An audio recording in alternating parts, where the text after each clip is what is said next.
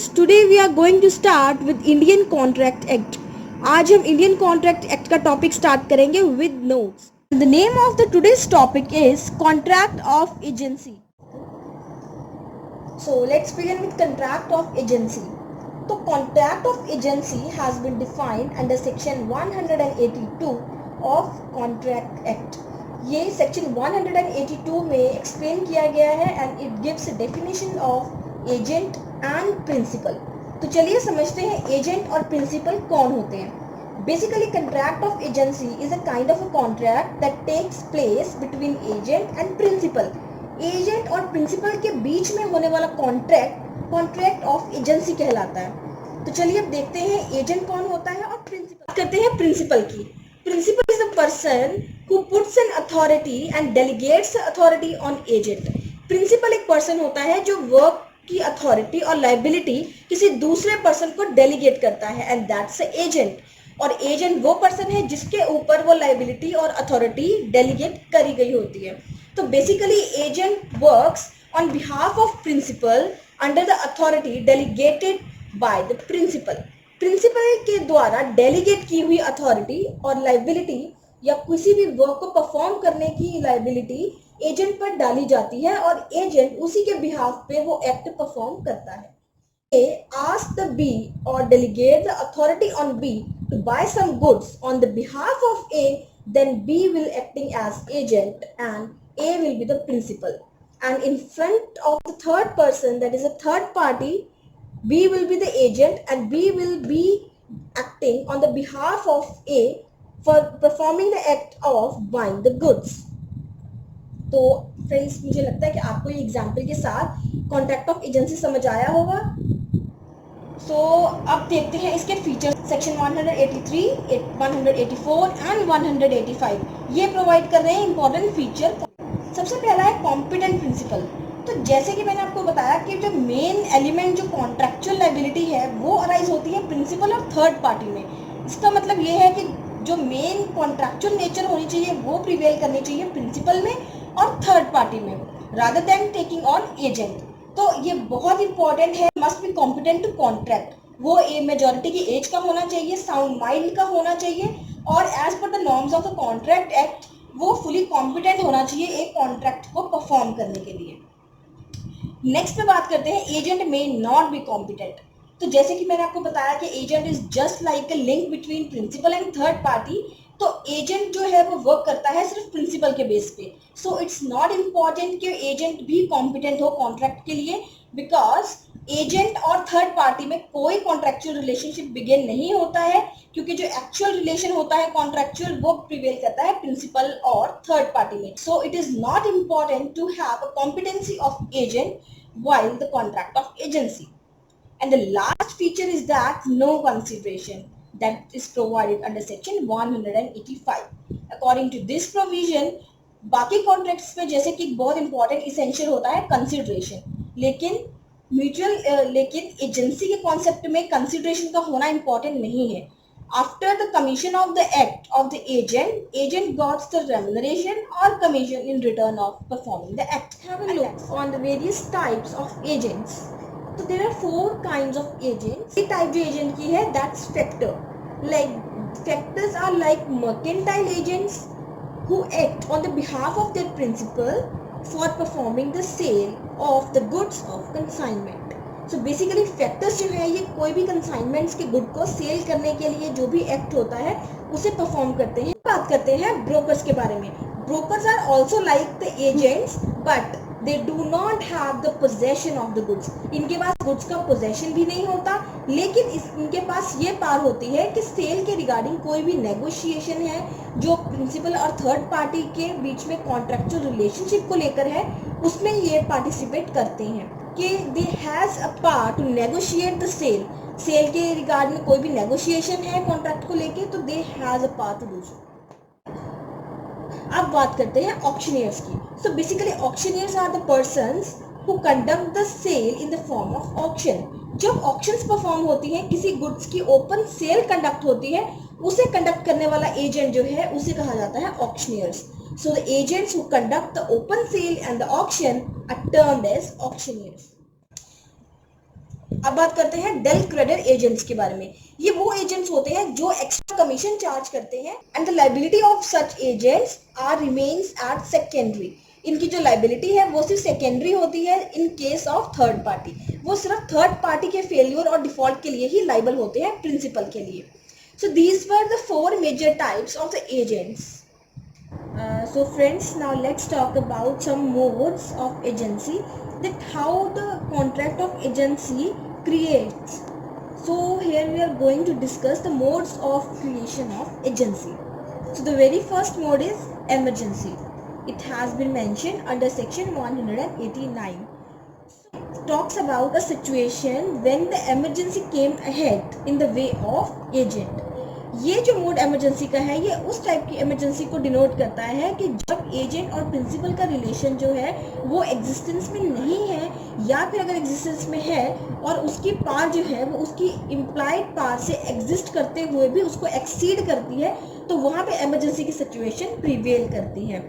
So according to this mode, in any situation of emergency, कोई ऐसी situation agent के सामने आती है जिसमें उसको decision making on the spot या कुछ ऐसे सर्कमस्टांसेस में करनी पड़ जाती है जिसमें कुछ इमरजेंसी केसेस हो, तो वो फॉल करता है emergency. And the second mode is estoppel. So basically friends, estoppel का मीनिंग होता है कि जब आप उस किसी पर्टिकुलर चीज के मेंबर नहीं हो, लेकिन आपके जो वर्ड्स हैं या आपके एक्सप्रेशंस हैं वो ऐसा डिनोट करते हैं कि आप उसी टीम के मेंबर हो या किसी उसी फॉर्म के मेंबर हो. सो बेसिकली स्टॉपल उस सिचुएशन की बात करता है कि जब आप किसी फर्म के मेंबर या पार्टनर ना होने के बावजूद भी किसी थर्ड पार्टी के सामने ऐसे प्रिटेंड करते हैं या फिर ऐसे एक्ट करते हैं जिससे कि उस पर्सन को ये बिलीव हो जाए कि you are a part of that particular firm, तो आप उस स्टॉपल वाली सिचुएशन में फॉल करोगे. और अगर आपके उसी प्रिटेंशन की बेस पे या अगर जो आपने जैसे कि प्रेजेंट किया उसी प्रिजम्पशन के बेसिस पे वो थर्ड पार्टी कोई कॉन्ट्रेक्चुअल रिलेशनशिप बना लेती है या उस फर्म की कोई लायबिलिटी अराइज होती है आपकी उसी सिचुएशन को प्रिटेंड करने पर, तो उसमें आप उस लायबिलिटी से भाग नहीं सकते और आप उसमें लायबल हो गए. जब एक पर्सन कोई प्रिंसिपल या एजेंट एक्सप्रेसली या इम्प्लाइडली एक अथॉरिटी को डेलीगेट कर देता है, तो वो इस अथॉरिटी के मोड ऑफ क्रिएशन में आता है. अब ये अथॉरिटी दो तरह की हो सकती है, आइदर इट में बी एक्सप्रेस और इट में बी इम्प्लाइड. एक्सप्रेस अथॉरिटी वो होती है जो रिटन में या ओरल में आपको प्रोवाइड की जाती है, या जो डेलीगेशन ऑफ वर्क है वो रिटन में या ओरली प्रिंसिपल और एजेंट में डेलीगेशन की फॉर्म में हुआ होता है. मतलब कि जो डेलीगेशन ऑफ अथॉरिटी है वो आइदर रिटन में है या ओरली है, तो वो फॉल करेगी एक्सप्रेस अथॉरिटी में. नेक्स्ट अगर हम इम्प्लाइड अथॉरिटी की बात करें, इम्प्लाइड अथॉरिटी वो होती है जिसमें ना कोई ओरल ना कोई written form of expression mention होता है, बट स्टिल द कंडक्ट और the action of the principal और the agent deem to fit. मतलब कि इम्प्लाइड अथॉरिटी ऐसे केस को डील करती है कि जब ना कोई रिटन ना कोई oral form of expression mention हो, बट स्टिल आपके एक्शन आपके कंडक्ट और सर्कमस्टांसेस ये शो कर रहे हो कि आपका जो एजेंसी का कॉन्ट्रैक्ट है वो बन चुका है. और सेक्शन 188 में इसमें एक छोटी सी लिमिटेशन ऐड की गई है कि इम्प्लाइड अथॉरिटी में सिर्फ लॉफुल एक्ट्स के लिए ही हो सकती है. अब बात करते हैं रेटिफिकेशन की. तो समहाउ सम केसेस में क्या होता है कि कभी एक एजेंट को अथॉरिटी नहीं दी होती है या फिर वो अपनी अथॉरिटी से एक्सीड कर जाता है और इसकी नॉलेज जो है वो प्रिंसिपल को नहीं होती है.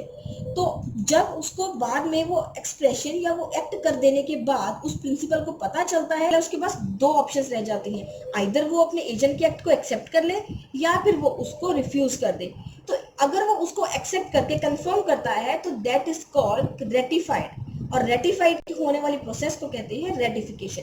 तो अगर वो उस एक्ट को रेटिफिकेशन कर लेता है तो वो भी होता है mode of creation of agency, कि पहले उनमें एजेंसी का रिलेशन फॉल नहीं कर रहा था, बट बाद में जब उसको नॉलेज मिली तो वो उसको एक्सेप्ट कर लेता है, तो वो रेटिफिकेशन के द्वारा उनमें कॉन्ट्रैक्चुअल रिलेशनशिप एस्टैब्लिश हो जाता है. Last mode is necessity.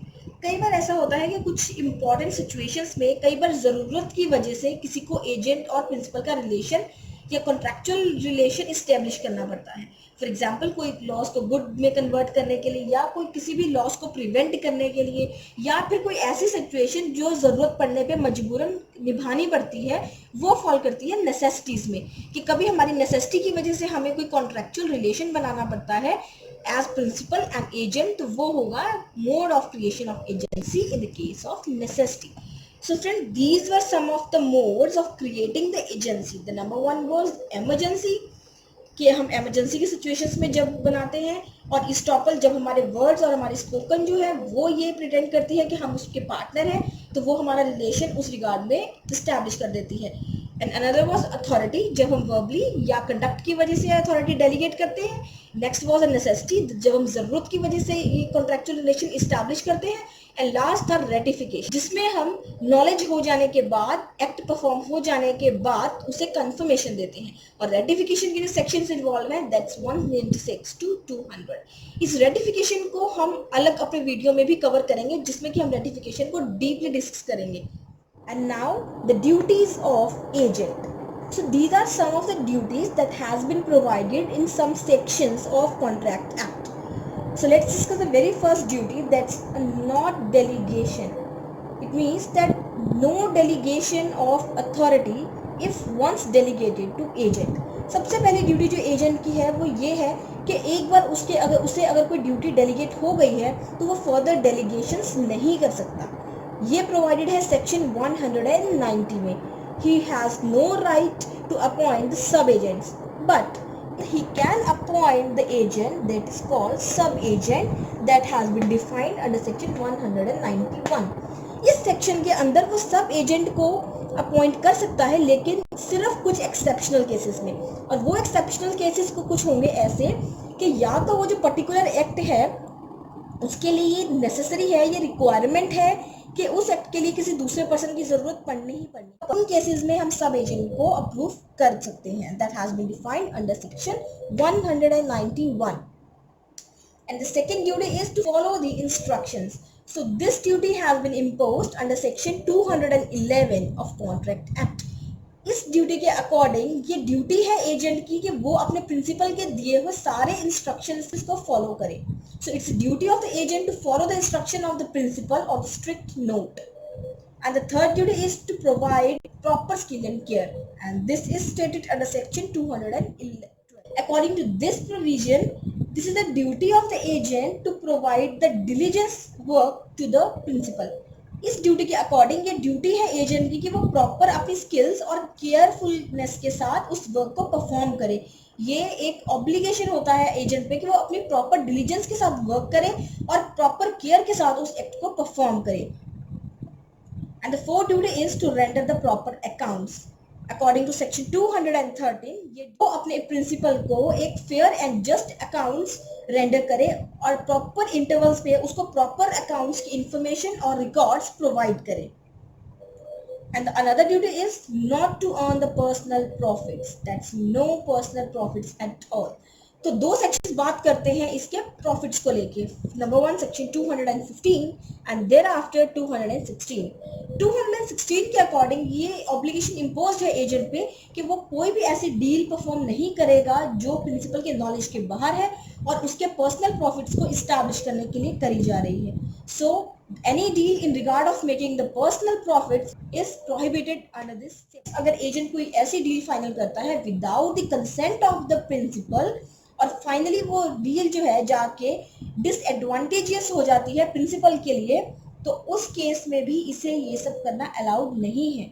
और उसके अगर कोई लायबिलिटी अराउज होती है उस पर्टिकुलर डील को लेके विदाउट द कंसेंट डिसएडवांटेजियस हो जाती है प्रिंसिपल को, उसके लिए प्रिंसिपल लायबल नहीं है. It has been stated कि एजेंट को time to time frequent intervals में प्रॉपर कम्युनिकेशन जो प्रिंसिपल के साथ है वो बनाए रखनी है. So it's duty of the agent कि वो अपने प्रिंसिपल के साथ टाइम टू टाइम कम्युनिकेट रहे और उसके साथ टच में रहे और उसकी इंस्ट्रक्शंस को टाइम टू टाइम ग्रैब करता रहे. So friend, these are some of the duties of the agent which he has to perform according to these sections. I hope आपको ये सारी ड्यूटीज समझ आई होंगी. आप इन सबको नोट डाउन कर सकते हैं. प्लस पॉइंट ये कि यहाँ पे सब एजेंट डिफाइन किया है, इसके एक्सेप्शन की तरह ये पॉइंट आप जरूर मेंशन करिए अपने exams. So now, rights of the agent. So these are some of the rights which agent has while maintaining the contract of agency. The very first right is to take salary or commission. So ये right है agent का कि वो अपने जो भी उसे services या एक्ट परफॉर्म किया है according to the norms of the principal, उसके लिए उसे सैलरी, कमीशन या रेम्यूनरेशन कुछ भी जो भी डिसाइड हुआ है वो पे करी जाए। और ये राइट प्रिवेल करता है सेक्शन 219 में, जिसके अंदर वो एलिजिबल है सैलरी और कमीशन के लिए। पर सेक्शन 220 उसी तरफ बात करता है कि अगर कोई मिसकंडक्ट हो जाता है या कोई अनलॉफुल एक्ट से हो जाता है तो वो लाइबल नहीं है सैलरी के लिए। And the second right is to retain the sums during the performance of the act delegated by the principal towards the agent. कोई ऐसी सिचुएशन प्रिवेल कर रही है कि उसने कोई एडवांसेस दे रखे हैं प्रिंसिपल को, या फिर उसने जो अभी एक्ट परफॉर्म किया है उसकी रेम्यूनरेशन अभी तक नहीं उसे मिली है, और उसने कोई एक्सपेंसेस किए हैं उस एक्ट को परफॉर्म करने के लिए, उसे वो क्लेम करने के लिए और वापस लेने के लिए उन सम्स को अपने पास रख सकता है रिटेन करके। And the third right is lien on property. Agent के पास ये राइट है, अगर इन केस एजेंट की सैलरी या कमीशन उसे अब तक नहीं मिला और एक्ट और उसकी ड्यूटी जो है पूरी तरह परफॉर्म हो चुकी है, तो सेक्शन 221 के अंदर he has a right to take the right of lien over the property. It may be movable or immovable. वो उसकी प्रॉपर्टी को अपने पास रख सकता है। And in this case of indemnity, there are two situations that prevail. The number one is when he is allowed to take indemnity, and number two when he is not allowed to take the indemnity. अगर कोई civil tort या offence हो जाता है उससे, तो वो फिर भी इंडेमनिटी ले सकता है। But in case of 224 that talks about criminal offence, तो क्रिमिनल ऑफेंस के चलते वो इंडेमनिटी को नहीं ले सकता, चाहे उसने वो काम कोड ऑफ बिजनेस में किया। And the last one is to claim the damages. अगर एजेंट एक्ट परफॉर्म करते वक्त कोई लॉस इंकर्ड करता है और सेक्शन 225 इसे ये राइट प्रोवाइड करता है डैमेजेस को क्लेम करने के लिए, इन सिचुएशंस में जहां वो लॉस या डैमेज को फेस करता है in the code of the business. So I hope you understand the whole right. And if we talk about the principal, then rights and duties of the principal are just vice versa of the agent. कि जो agent के rights हैं वो principal की duties हो जाती हैं, और जो एजेंट की ड्यूटीज हैं दैट बिकम्स द राइट। तो अब बात करते हैं टर्मिनेशन की, कि जो कॉन्ट्रैक्ट ऑफ एजेंसी है ये दो पार्टीज की वजह से बन गया, लेकिन इसकी टर्मिनेशन कैसे होगी? So there are two modes of terminating this contract of agency. The very first is by the parties itself, and the another mode is by operating the law. या तो पार्टीज खुद इसे खत्म कर सकती हैं, या लॉ के प्रोविजंस के अकॉर्डिंग इसे खत्म किया जाता है। तो पहले बात करते हैं बाय पार्टीज, कैसे कौन से वेज हैं जिससे पार्टी इस कॉन्ट्रैक्ट को खत्म कर सकती है। The number one is agreement. जब वो बोथ द पार्टीज जो है और जो प्रिंसिपल है वो अपनी मर्जी से एग्री होके कंसेंट के साथ एक एग्रीमेंट को नलीफाई कर देते हैं, एग्रीमेंट के साथ उस कॉन्ट्रैक्चुअल रिलेशनशिप को खत्म करते हैं। And the another one is by revocation. जब वो जो कॉन्ट्रैक्ट है वो प्रिंसिपल के द्वारा रिवोक कर दिया जाता है, लेकिन याद रहे रेवोकेशन हमेशा before the performance of the contract होती है, और जब वो पर्सन जो प्रिंसिपल है वो रिवोक कर लेता है, वो वापस ले लेता है इस कॉन्ट्रैक्ट को, तो वो आता है बाय वे ऑफ रेवोकेशन। जब दोनों में से कोई एक पार्टी वर्ड रिनाउंस कर देती है, उस लायबिलिटी से पीछे हट जाती है और उसे रिनाउंस कर देती है, रिलेशन खत्म हो जाता है। इन तीन मेथड के साथ पार्टीज अपनी मर्जी के साथ इस टर्मिनेशन को अंजाम देती हैं और इस कॉन्ट्रैक्ट ऑफ एजेंसी को भी खत्म कर देती हैं। अब बात करते हैं बाय ऑपरेशन ऑफ लॉ की। में एक पर्टिकुलर डेट स्टिपुलेट कर दी जाती है, उसमें एक्सपायरी डेट मेंशन कर दी जाती है कि जो हमारा कॉन्ट्रैक्ट है ये इस डेट से लेके इस डेट तक ही एलिजिबल है, और अगर वो एक्सपायर हो जाता है वो टाइम पीरियड और वो कॉन्ट्रैक्ट, तो ये एजेंसी का कॉन्ट्रैक्ट है that will consequently came to. If in the case the parties to the contract वो इंसेन हो जाते हैं या उनकी डेथ हो जाती है, इस केस में जो उनका कंट्रैक्चुअल रिलेशनशिप है वो खत्म हो जाएगा और कॉन्ट्रैक्ट ऑफ एजेंसी भी खत्म हो जाएगा। Another one is insolvency. अगर इन केस उन दोनों पार्टीज में से most of the part is for the principal, कि अगर प्रिंसिपल की वो कॉम्पिटेंसी को लैक कर जाता है, कॉम्पिटेंसी से लैक कर जाता है, तो अल्टीमेटली उसका कंट्रैक्ट भी खत्म हो जाता है। Another one is completion of the work. अगर उनका जो एक स्पेसिफाइड वर्क है, कभी कोई कॉन्ट्रैक्ट्स ऐसे बनते हैं जो स्पेसिफिक एक्ट के लिए बनाए जाते हैं, और वो स्पेसिफिक एक्ट जो कॉन्ट्रैक्ट में मेंशन है वो कंप्लीट हो जाता है, तो उस कंप्लीशन ऑफ द वर्क और द पर्टिकुलर एक्ट के साथ वो रिलेशन और वो कॉन्ट्रैक्ट भी खत्म हो जाता है। The last one is destruction purpose के लिए वो कॉन्ट्रैक्ट बनाया जा रहा है, जैसे कि एक सेल के लिए बनाया जा रहा है या किसी भी पर्टिकुलर पर्पस के लिए बनाया जा रहा है, और वो जो पर्पस है, मेन एजेंडा है उसका, वो ही डिस्ट्रक्ट हो जाता है, उसकी ही एग्जिस्टेंस खत्म हो जाती है, तो वो कॉन्ट्रैक्ट भी किसी काम का नहीं रहता, उसकी भी एग्जिस्टेंस खत्म हो जाती है. So these were some of the ways in which the law operates and consequently results in termination of the contract of agency. तो ये दो मोड्स हमने टर्मिनेशन में डिस्कस किए, दैट इज बाय पार्टीज और बाय ऑपरेशन ऑफ